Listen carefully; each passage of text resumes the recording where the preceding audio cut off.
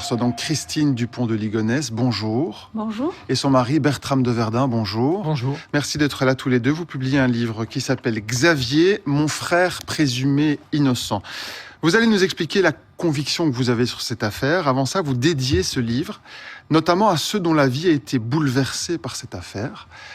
Beaucoup de gens ont été bouleversés par cette affaire, touchés dans leur premier chef par ce qui s'est passé il y a 13 ans. Certainement ma famille, bien sûr, la famille d'Agnès, mais nous pensons aussi à tous les amis de Xavier, Agnès et des enfants qui maintenant ont grandi, mais qui certainement restent marqués par ce drame. Et puis tous les inconnus qui ont pris la chose à cœur. On va revenir sur cette affaire. On est en avril 2011. C'était il y a 13 ans déjà à Nantes, en France. Résumé des faits avec Dominique Demoulin. Voici l'une des dernières images de Xavier Dupont de Ligonnès. Elle est filmée le 14 avril 2011 par une caméra de surveillance dans un petit village du Var. L'homme est arrivé d'Avignon. Il a passé la nuit du 12 au 13 avril dans cette luxueuse auberge où il a dîné en toute décontraction. Il était assis à cette place-là, justement. Voilà. Il a payé par carte bleue. Donc, dans notre établissement, quand les clients viennent, donc, généralement, ils remplissent une fiche. Donc, il a rempli sa fiche au nom de Xavier Laurent. Je crois que, en fait, ce sont ses prénoms. Puis, il poursuit sa route vers le sud. L'après-midi du 14 avril, il prend une chambre dans cet hôtel Formule 1 de Roquebrune-sur-Argence. Sa voiture est garée sur le parking de l'hôtel. Elle n'en bougera plus jamais. À 1000 km au nord, boulevard Schumann, à Nantes, une voisine s'inquiète de ne plus voir la famille de Ligonnès. Un avis de recherche pour disparition inquiétante est lancé. La maison familiale est visitée, le jardin et la terrasse retournés et la stupéfaction. La police déterre 5 corps recouverts de chaux. Ceux d'Agnès, l'épouse de Xavier, et de leurs 4 enfants, tous tués à bout portant avec une carabine 22 longue. Le père a disparu, seul rescapé du massacre, seul témoin et bientôt principal suspect. L'enquête révèle qu'il s'est inscrit dans un club de tir. Il y a apporté une carabine 22 longue héritée de son père et s'est renseigné sur les silencieux. Il m'a posé cette question-là, j'ai dissuadé. J'ai dit, moi, encore, l'idée que j'ai du tir sportif, c'est dans un stand, c'est pas ailleurs. Conclusion, un réducteur de son, ça sert à rien dans un stand, on a le droit d'y faire du bruit. Qui plus est, ça altère la précision du tir. Donc achète pas ça, ça sert à rien. Le 12 mars, Xavier de Ligonnès achète des munitions et un silencieux. Puis début avril, du ciment, une bêche et de la chaux. Le 3 avril, le couple et 3 des enfants vont au cinéma, puis au restaurant, avant de disparaître. Xavier laisse un message sur le répondeur de sa sœur. Voilà, je t'embrasse. Si c'est pas trop tard, tu me redis, tu m'envoies un petit SMS et je te rappelle. Je vais coucher les enfants, dire bonsoir à tout le monde. À tout de suite, peut-être. Le lendemain, le père de famille se rend à Angers où étudie son fils Thomas. Le jour suivant, il l'invite à revenir à Nantes. Thomas ne réapparaîtra pas. Le 11 avril, des proches de la famille reçoivent une lettre expliquant un départ précipité à l'initiative du gouvernement américain. Après, ce sont des recherches, des rumeurs, des hypothèses, des supputations depuis 13 ans. Et voilà pour ce rappel des faits. Donc c'est Christine Dupont de Ligonnès et Bertram de Verdun qui sont mes invités. Pour vous, ils ne sont pas morts. Qu'est-ce qui vous fait dire ça? Qu'est-ce qui vous fait ressentir ça? Ou qu'est-ce qui vous fait expliquer ça? Alors c'est effectivement la conclusion à laquelle nous arrivons, certes avec un point de départ qui est la lettre que Xavier adresse à plusieurs personnes 10 jours avant de disparaître, mais d'une certaine façon, notre conclusion en quelque sorte n'est pas le plus important, parce qu'elle est discutable, bien évidemment, nous en sommes tout à fait conscients, puisqu'elle va diamétralement à l'opposé de la version officielle. Ce qui est très important pour nous, c'est tous les arguments, ce sont tous les arguments que nous apportons, qui sont sortis du dossier, mais qui, curieusement, ne sont jamais sortis au grand jour, qui ont été mis sous le tapis, et qui permettront à chacun de se forger une opinion personnelle. Il y a la lettre qui est dans votre livre, dans laquelle qui est signée par Xavier, datée du 8 avril, dans laquelle il explique notamment qu'il est devenu un témoin essentiel dans un procès qui implique des hauts responsables du trafic de drogue international, dans lequel il explique aussi qu'il y a une version officielle qu'il faudra annoncer, c'est-à-dire qu'il est parti en Australie, et dans lequel il dit on va disparaître en fait, on ne pourra plus communiquer avec vous. Cette lettre-là, c'est celle qui fonde votre conviction dès le départ. C'est là-dessus que vous vous basez pour vous dire, OK, nous, on pense que cette lettre est vraie et que ces arguments sont vrais. Au moment où l'affaire éclate, on a deux positions un peu différentes parce qu'on n'est pas au même endroit. Donc Christine est avec sa mère à Versailles et moi je suis au travail au Yémen, à l'étranger. Et donc moi je n'ai pas la lettre. Je prends tout comme tout le monde en France et ailleurs de plein fouet et je crois je crois que donc il s'agit bien des corps de la famille et que c'est un assassinat. Enfin je pense moi aussi que c'est Xavier qui en est l'auteur. Et j'ai Christine au téléphone et je ne comprends pas son attitude. Je la sens très sereine, très calme et elle me dit attends tu ne vois pas tout. Parce qu'en fait je n'osais pas lui en parler de cette lettre. Je me disais, il y a quelque chose de grave, c'est peut-être pas prudent d'en parler par téléphone, je n'osais pas lui en parler, et du coup, c'est vrai que j'ai laissé Bertram adhérer, malgré lui, à la version officielle. Il y a la lettre dont vous parlez, et il y a, et vous venez de l'évoquer, Bertram de Verdun, les corps. On a retrouvé 5 corps sous une terrasse de la maison de la famille. Dominique Demoulin, on va peut-être justement expliquer ce qu'il en est de l'identification de ces corps qui a été réalisée assez rapidement par les enquêteurs. Oui, en 2011, les expertises ADN concluent qu'il s'agit bien des corps d'Agnès et des enfants. Les autopsies vont montrer qu'ils ont été drogués au somnifère avant d'être abattus à bout portant avec une arme qui est une carabine 22 long du même type que celle que possédait Xavier de Ligonnès. Les permis d'inhumer ont été accordés assez rapidement, trop selon les membres de la famille qui regrettent de ne pas avoir pu reconnaître les corps. Et puis les obsèques auront lieu le 28 avril, suivi de l'incinération des corps. Les ADN des enfants et d'Agnès retrouvés sur les corps, vous en faites quoi? Quel est votre argument ou quelle est votre explication au fait qu'on ait retrouvé ces ADN justement? Alors, dans l'hypothèse qu'on propose à la fin du livre, on change de contexte. Nous, dans ce cas, on se dit si c'est bien une infiltration, il ne s'agit plus d'une affaire criminelle, mais il s'agit d'une opération spéciale. Et dans ce cas, évidemment que si la famille a été exfiltrée et qu'il a fallu fournir des corps de substitution pour une mise en scène, évidemment, les personnes en charge de l'organisation auront fait en sorte que l'ADN corresponde et que l'ADN qui a été envoyé au laboratoire, évidemment, nous ne pensons pas que le laboratoire n'a rien fait, lui il a fait canaliser des prélèvements qu'on lui a fournis, et bien que ces ADN qui ont été comparés avec des ADN prélevés dans la maison correspondaient bien. Donc votre explication c'est ça, c'est qu'ils ont été exfiltrés, ils ont donné leur ADN et puis ont disparu dans la nature. Comment est-ce qu'on explique qu'il y ait cette mise en scène aussi importante qui ait lieu selon la thèse que vous développez? Donc, c'est-à-dire, dans la cuisine, on retrouve des traces de sang un peu partout. 5 corps sont enterrés dans la terrasse sous la terrasse de la maison. Xavier Dupont de Ligonnès achète le matériel pour faire les travaux quelques jours avant. Ces corps, qui sont-ils? Il y a beaucoup de questions que vous soulevez auxquelles vous n'avez pas de réponse non plus à apporter, finalement. La raison pour laquelle cette opération a été faite, non. Clairement, là, nous n'avons pas la réponse. Là, nous pouvons nous mettre dans le dossier, voir ce qui ne va pas, voir ce qui ne correspond pas avec un assassinat. Nous pensons qu'il n'y a pas eu d'assassinat dans cette maison, mais nous ne pouvons pas dire pourquoi il y a eu cette mise en scène. Et ces corps, alors, ces 5 corps, si selon votre thèse, ce n'est pas la famille de Xavier Dupont de Ligonnès, c'est qui? Alors, pour nous, en fait, obtenir des corps de substitution pour des services de police qui seraient chargés du montage, ça ne doit pas être très compliqué.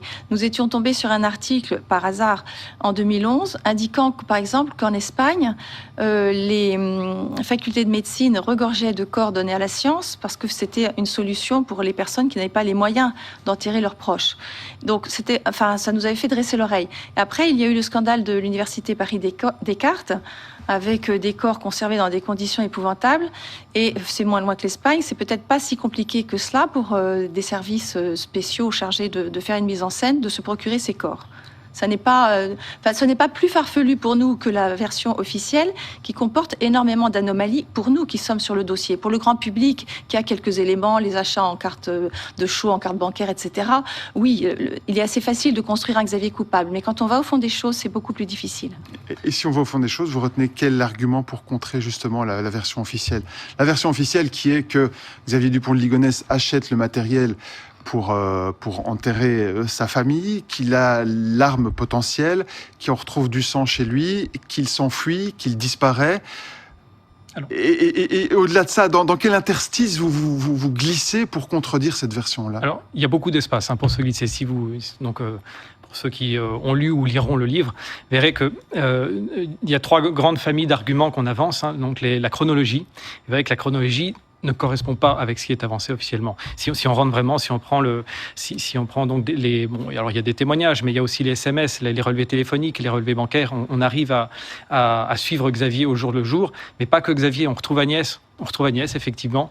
Après la date où elle aurait théoriquement été tuée, on la retrouve du 4 au 8 avril à Nantes. Elle est présente à ce moment-là, elle est vue, elle envoie des SMS. Alors on a dit que c'était Xavier qui avait envoyé les SMS. Mais il se trouve que quand elle envoie un SMS, son téléphone borne à côté de la maison, alors que Xavier, pendant ce temps-là, il est parti faire des courses et il achète quelque chose avec sa carte bancaire. Moi, je veux bien suivre la version officielle, mais qu'on m'explique comment ça se fait. Selon votre explication, la DEA engage des tueurs à gages, ça on a expliqué. Grosse machination, et finalement votre frère, il explique tout dans sa lettre. Donc il y a une machination énorme que vous expliquez, un complot, ou en tout cas une organisation pour les exfiltrer. Ne parlons pas du terme de complot, je sais que ça c'est un terme qui est délicat, mais une organisation pour les exfiltrer qui est secrète, et dans sa lettre, il raconte tout. Sa lettre est certainement biaisée, en fait. Je pense que le fond est exact. Je pense que mon frère faisait du renseignement et cette lettre éclaire beaucoup de petits points d'interrogation que j'avais conscients ou inconscients depuis des années à son sujet et au sujet d'Agnès également. Je ne comprenais pas leurs déplacements, certaines dépenses que je trouvais tout à fait inutiles, comme 2 labradors quand on n'arrive pas à finir ses fins de mois et qu'on a déjà 4 enfants. En fait, cette lettre m'a éclairée, c'est pourquoi je l'ai prise au sérieux. Et dans ce cas-là, si Xavier travaille dans le renseignement, c'est normal qu'il y ait une organisation qui est prévue de l'exfiltrer au cas où les choses tournent mal. C'est dans son contrat.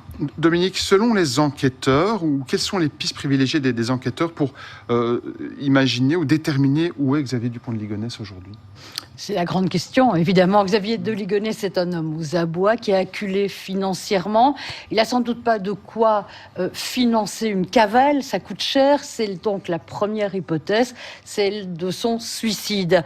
Mais faute de corps, évidemment, il n'y a pas de certitude. Alors, en juin 2021 encore, des recherches ont été menées dans un cimetière, le petit cimetière de Grimaud, et les policiers pensaient qu'il aurait pu se suicider dans un caveau. L'autre hypothèse, c'est celle de la fuite. Il est vivant, peut-être s'est-il réfugié dans un monastère. C'est une piste qui a été prise très au sérieux. Et là encore, en 2021, les policiers ont visité une abbaye traditionnaliste dans le centre de la France, en vain. Et puis il y a la piste américaine qui recoupe celle de la famille. Une seule certitude, c'est qu'on l'a vu partout, en France et ailleurs, et qu'on ne l'a trouvé nulle part. Savez-vous, où il est? Non, nous ne savons strictement rien. Vous avez essayé d'entrer en contact avec lui, il a essayé d'entrer en contact avec vous. Comment ça s'est passé jusqu'à présent? Rien non plus, jamais, rien. Aucun signe de lui, et moi je n'ai jamais tenté de le joindre, même pas la fameuse semaine où il était encore en France, et moi j'ai cru qu'il était parti, je n'ai pas essayé. S'il vous contacte, qu'est-ce que vous faites? Alors, je me tourne vers mon avocat, maître Stéphane Goldenstein, bien sûr, et c'est lui qui, bien évidemment, prendra les décisions utiles et opportunes. Est-ce qu'on ne peut pas aussi imaginer que votre frère avait, comme on l'avait dit, des problèmes d'argent, des problèmes de couple, il emprunte à tout le monde, il ne peut plus survivre, il ne peut pas supporter le regard négatif de sa famille. 1 an avant les faits, dans une lettre qu'il adresse à ses amis en 2010, que vous reprenez dans votre livre, il explique justement à ses 2 meilleurs amis que sa situation est précaire, il va prendre des précautions au cas où. Si ça tourne mal, j'ai 2 solutions. Soit je me fous en l'air avec ma voiture, comme ça Agnès touche l'assurance vie. Soit je fous le feu à la baraque quand tout le monde dort, entre parenthèses, plus aucun problème pour personne.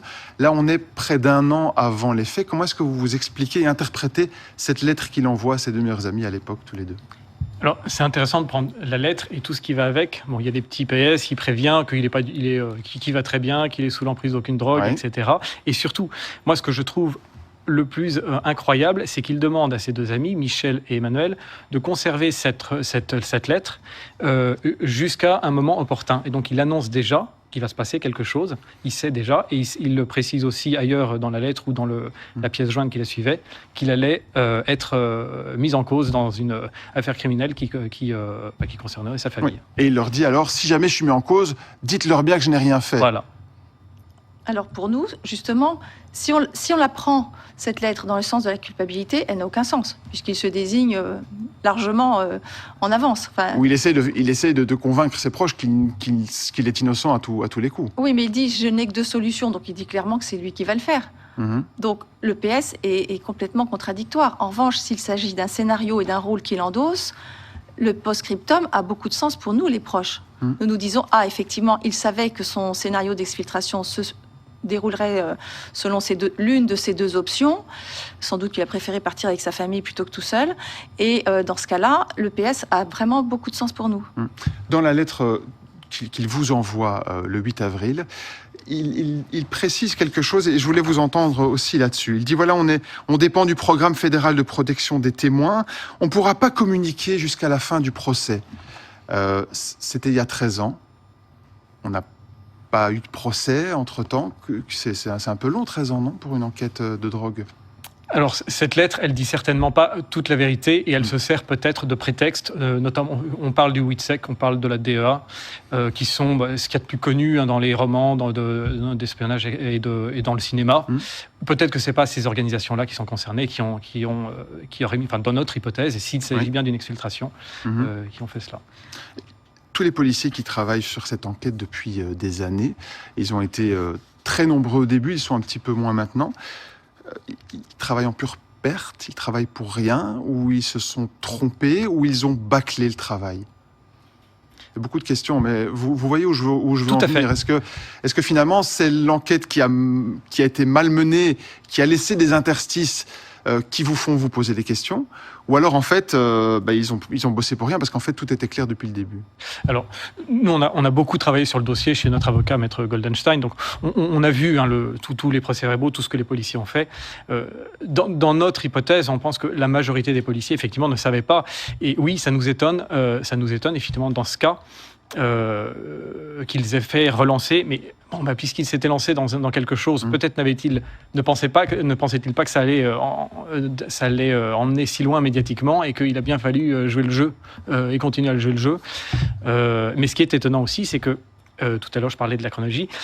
Il y a des choses qui n'ont pas été relevées. Par exemple, la présence d'Agnès après la date supposée de son décès n'a jamais été... pas évoquée par l'enquête. C'est évoqué par les policiers, mais jamais on creuse, jamais on va chercher à fermer cette porte. Parce qu'ils ont tellement d'éléments, peut-être, parce qu'ils ont tellement d'éléments factuels et matériels et scientifiques pour avoir déjà compris l'hypothèse principale. Non, il n'y a pas... justement, c'est ça ce qui est très curieux dans cette affaire, c'est que d'une part, le principal suspect, il n'y a aucune preuve matérielle qui l'implique directement dans la commission des faits, c'est-à-dire l'assassinat en lui-même et l'ensevelissement des corps sous la terrasse, c'est la première des choses. Personne n'est là pour en parler, en tout cas, c'est sûr. Ouais. Et la deuxième chose, c'est qu'il n'y a rien non plus qui montre comment est-ce qu'il a fait pour faire tout ça dans la maison. Christine Dupont de Ligonnès, vous avez coécrit ce livre avec votre mère. Vous ne regrettez pas ce livre? On vous fait passer pour des fous, on vous fait passer pour des gens dans le déni. Depuis des jours, ça s'abat sur vous en disant « Mais qu'est-ce que c'est que cette histoire ?» Vous ne regrettez pas, vous, d'être sorti du bois de cette manière-là? Non, je ne le regrette pas et je pense que je ne le regretterai jamais. Je m'en voudrais beaucoup, ayant des éléments qui disculpent mon frère, de rester dans le silence et dans mon petit confort. Recevoir des critiques, du dénigrement, etc., j'y suis habituée, ce n'est pas nouveau. Et puis là, c'est vraiment nous qui l'avons déclenché. Donc nous l'assumons à 100%. Et vous espérez ou vous pensez qu'on le retrouvera un jour et qu'on aura l'explication, le fin mot? Je ne pense pas qu'on le retrouvera. Je pense que si lui doit nous faire signe d'une façon plus officielle qu'autre chose, il le fera en temps opportun. Ça s'appelle Xavier, mon frère présumé innocent. C'est écrit par vous deux, Christine Dupont de Ligonnès et Bertram de Verdun, paru aux éditions HarperCollins. Merci d'être venu répondre à nos questions en direct ce midi. Merci aussi à Dominique Demoulin d'avoir éclairé nos lanternes sur certains éléments de contexte. Merci à vous de choisir RTL Info pour vous informer. Dans un instant, les prévisions météo d'Émilie Dupuis. Ce soir, 19h, Luc Gilson et toute la rédaction pour vous informer. Bel après-midi à vous. À demain, 12h45. Suivez l'info en continu sur rtlinfo.be et l'application RTL Info.